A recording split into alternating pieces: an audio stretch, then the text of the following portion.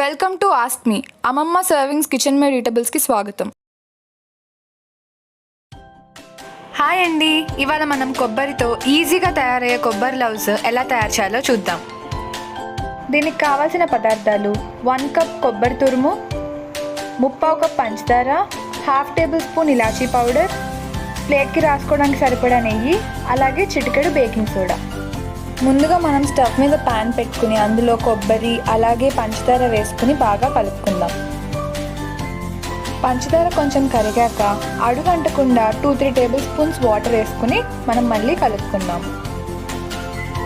ఈ విధంగా కాసేపు తిప్పుకున్న తర్వాత షుగర్ మొత్తం మెల్ట్ అయి దగ్గరకు వస్తుంది.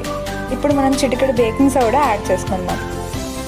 ఇది మొత్తం బాగా కలిసాక స్టవ్ ఆఫ్ చేసుకుని నెయ్యి రాసిన ప్లేట్లోకి మనం దీన్ని తీసుకుందాం.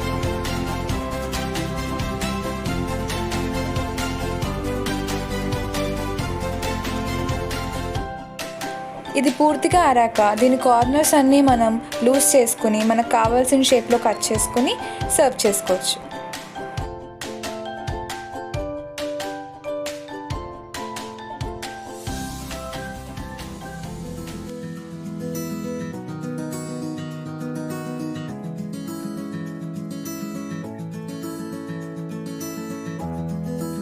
ఈ విధంగా ప్లేట్లోకి తీసుకుని జీడిపప్పుతో మనం వాటిని డెకరేట్ చేసుకుందాం.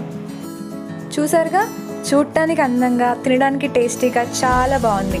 ఈ రెసిపీని మీరు కూడా తప్పకుండా ఇంట్లో ట్రై చేసి ఎలా ఉందో కమెంట్స్లో చెప్పండి. ఈ వీడియో మీకు నచ్చినట్లయితే లైక్ చేయండి, కమెంట్ చేయండి, అలాగే మా ఛానల్కి సబ్స్క్రైబ్ చేయండి. Thanks for watching.